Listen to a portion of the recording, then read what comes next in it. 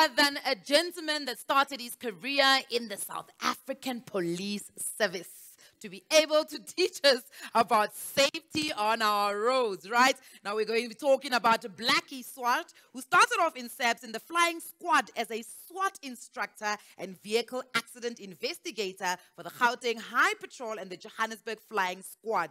He then moved on to advanced and high performance driving as an instructor, and he's got over 22 years of experience. His wife, however, still feels that he doesn't have a real job. Maybe when he comes on stage, we will find out, because apparently this gentleman really just likes to play with cars. Now, of course, Blackie Swart also owns and manages Talk the Talk, a specialist vehicle logistics, fleet management, and technical training company boasting a long and proud association with the South African motor industry. Ladies and gentlemen, please put your hands together for Blackie Swart. Fantastic. Thank you very much. So just remember, if you play 30 seconds and there's a picture of me, you'll never guess Blackie. That's for sure. All right. So, yes, I try to grab everybody's attention. I'm very active. I'm very hands-on when it comes to advanced driver training, when it comes to defensive driver training, because it's a big passion. Out of most of the accidents that I've seen in my life that I've had to investigate, the biggest factor would be the driver's attitude. And that's where defensive driving comes in. Defensive is all about your attitude, your anticipation of anything that could happen on the road. And we can see that with a lot of the first-time buyers with our quids. It's that opportunity that you never have to actually build experience behind a steering wheel. So defensive driving, we can really place into 5 categories. And it's just 5 simple words. You search, you identify, you predict, you decide, and you execute. So you are constantly sitting in the car and wondering what could happen next. Okay?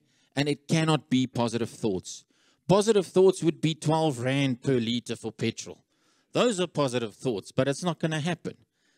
Bad things happen. Accidents happen. One of our own from Reno, South Africa, yesterday, massive accident. She got out, walked away. Okay, what could we do in any situation while driving? We need to search, need to find out what could possibly go wrong. I'm standing at a traffic light. What am I doing? First things people go for? Cell phones. I'm checking here. I'm not using my mirror to see if the car behind me is actually stopping. Is he slowing down? Okay. When last did you actually see somebody use a stop street as a stop? It's all yields right now. You can be lucky if you see somebody use a stop street as one. Now you create the force of habit where you're driving through Houghton and you see a stop street, but the force of habit gets you to yield and go. Okay, that is what it creates. You need to search the whole time. While you're stopping, while you're driving, look at what's happening in front of you, the people next to you. Are you able to anticipate that somebody could maybe swerve out? The ball's running in the street. Is there a child running after it? Is there a dog running after it? All of these things might be negative thoughts, but it's negative thoughts that could really possibly save your life, somebody else's life. So once you've identified there's a hazard, I'm stopping, I can see the vehicle behind me, doesn't have brakes, it's coming too fast. I need to identify it. I need to predict what's going to happen. His brakes are going to fail. He's not going to hit the brakes in time. What do I need to do next? I need to decide. Do I take the opportunity, look for traffic, and just quickly turn the corner? If I do turn the corner, what's going to happen next? So as soon as I decide what the best aspect of is getting out of that hazard, then I execute it. Executing it with the fact that I know I'm not putting other people's lives in danger. And in the same way, am I not maybe hooting to notify the people next to me? There's trouble behind me. Okay? That is constantly paying attention. All right. So, defensive driving. I've got him there. Keep your eyes open the whole time. Get it off the cell phones. When you tune your radio, when you're chatting to your mates in the car, all of that takes your attention away from it. Why do you get into the car? Why do we get into a car? to drive, you need to get from point A to point B. That's it. That is your job inside a car. It's not about getting the radio station sorted, getting your Apple CarPlay sorted. That you do while you're stationary. When you're driving, you're driving. Okay, now, that beautiful creature over there, the seatbelt. Where do most people put it? Behind you. Yes, that really is going to save your life. Okay, guys, it's all about impact. Okay, velocity. What happens in an impact? Everything inside that vehicle, if you have a frontal impact, moves forward at 4 times the speed. Okay, so your seatbelt, and we'll get to airbags as well, work together to try and save your life. And that's where you get the difference between an active and a passive safety feature. A passive safety feature is there to save your life during the accident. Okay, in other words, it's a seatbelt. It's trying to slow the human body down from having impact to the steering wheel or the dashboard. It's crumple zones in a vehicle, and that's there to absorb the impact, the energy inside that accident. Okay, that's all there to try and save your life during the accident. Our point, we want to try and save your life by not having the accident happening. Okay, so that's where you get stuff in like ABS, ESP, active braking systems.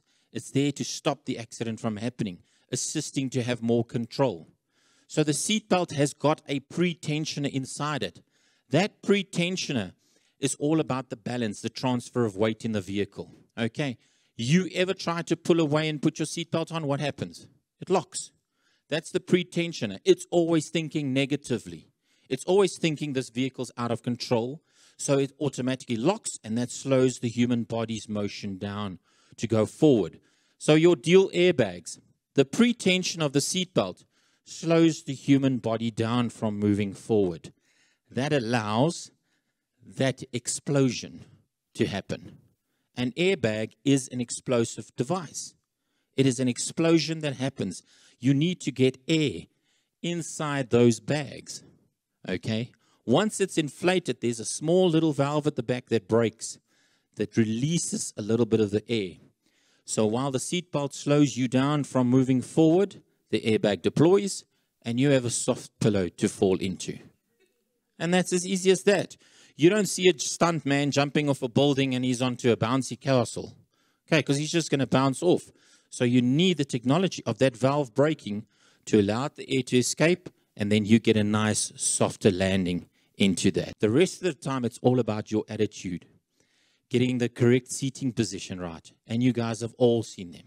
Okay, they've got the hoodies on. There's caps on. He can't see anything from this point of view. Then there's vaping. There's so much little space in that thing. It's just a huge fog in front of him. And then he says, well, I didn't see anything happen. I don't know what happened. The point is you didn't see it. Okay. It's all about what are we doing inside the car. It's our attitude that changes everything. 14,000 people lost their lives on our roads last year. 14,000. In 1 year. That's an accident almost every 4 seconds. It's a death every 37 minutes. Somebody dies on our roads. You've got to think for everybody. Yourself, the person in front of you, next to you, passing you, oncoming traffic, behind you. And that's how important these stats are. We need to start understanding how many people lose their lives just because we're not paying attention. Now, moving on, you've got ABS, active braking system, or anti-lock braking system. So for me to be able to explain that's a lot easier. ABS allows you to brake and steer. So ABS is there to try and slow the car down. In other words, it locks and releases the brake. Okay, so if you take it the old days cars, and they said, oh, fantastic cars, my first car didn't have ABS. As soon as you hit the brakes, the wheels would lock, and you're just skidding. So it doesn't matter which direction you turn to, that car's going straight. ABS locks and releases, so you can lock, and it releases at the same time. In other words, you slow down, but you can also steer past the object. Okay, so that's where that comes into. Applying the brakes, as soon as there's any form of skidding, it locks and releases, allowing the wheels to turn and slowing the car down at the same time. So this one at the bottom is specific to a vehicle that does not have ABS. applies the brakes, the wheels lock, and it just carries on straight. Whereas the other one with ABS allows you to steer and keep control of your car. The big thing is the balance. Got to have the balance inside the car. The harder you swerve, the more weight you transfer. The more weight you transfer, it's a lot easier for you to lose control. So, if I have to break down everything I have to say, ladies and gentlemen, right now, it's all about driver attitude. That's defensive driving. So there's more active safety features, as we said, with the rear axle, the 14-inch wheels. That is the most important part of your car, because it's the only part of the car that touches the road. So if you want to spend money on the tires. And I don't say now go 21 inches. Okay, I'm just saying buy a good quality product. Okay, that disperses water. Okay, that gives you traction. You will look good if you can drive your car from point A to point B. You're not going to be looking good wrapped around a lamppost. I need to be able to open, especially young people's eyes to that. You're our future. All right, you've got to get the word going that our positive attitudes to try and create better drivers. That's what we need to do. Thank you. Hi, Blackie Swart, please step into the hot seat. Why don't South Africans know how to drive in rain? It's like a little shower, shwa, shwa, shwa, shwa. Everybody's doing South Africans or Cape Townians? I mean, they're South African, ain't they? Yeah. I don't know. I mean, it's generally a perception as soon as it starts to rain, people think they can still drive the same way, which it doesn't. Everything changes. Depends on the type of tires you have on, depends on the wear, the tread wear that it has. So the tread inside a tire is there to disperse water. So if you've got very worn tires, it means it can only displace 1 millimeter to 3 millimeters of water. If you're driving through puddles that are 8 millimeters deep, it's just going to be like a boat on water. The amount of water that cannot be dispersed will actually lift the tires off the ground. And as I said, tires are only part touching the ground. So then you'll be able to steer. So once it takes the tires off the tarmac, it means that you are aquaplaning. You're just floating, skidding, no matter which direction you turn it, the car's just out of control. So it's a general perception of people, as soon as it starts to rain, they think they can still drive the same. Now, of course, we know that some accidents or incidents that happen on the road are not always the driver's fault. It may be somebody else, and that's why defensive driving is important. But then why isn't it, or is there, maybe we don't know, in the typical driving school that you would walk into? Do they teach you defensive driving? Is it something that you've got to go out of your way to learn? I think it's typical driving school is just, the K53 is there to teach you the rules of the road. Yeah. And in some cases, a lot of people just do the K53 for the point of I'm trying to get my license. Yes. They only understand and learn how to drive after they have their license, because that's the only time they actually start to get experience. So from our point of view, there should be a lot more focus on defensive driving, a lot more focus at getting people to understand and being comfortable inside a vehicle. I'm now on the road. I feel unsafe. It feels like somebody's following me, or I just feel like I might just become a victim of hijacking. I don't know.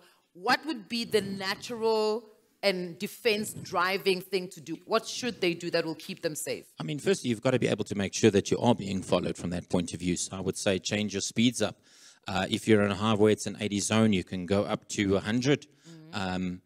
Drive a little bit faster, have a look and make sure what's happening behind you. All of a sudden you go down to 60, change lanes, take an off-ramp, take the next off-ramp. But the off-ramp that you take, make sure that you know it, that you know the area driving, that you can't get cornered anywhere. But from our point of view is try to change directions, turn the next road, change your speeds up, change different lanes. If you see the same reaction out of the people behind you, then you automatically know, okay, something's not right. Is there somebody I can contact? Do you use your tracking emergency button? Those types of things. I mean, whether it's a false alarm or not, doesn't matter. You pay these tracking companies. You pay your security company at home. Contact them, tell them, I'm on my way home. I feel like I'm being followed. Meet me at my house. Thank you very much. We really do appreciate your time. Blackie Swart. Ladies and gentlemen, please give him a round of applause. Having to wake up at the crack of dawn, and go catch 2-3 taxis, having to leave, having to get home late, to having to catch those three taxis as well.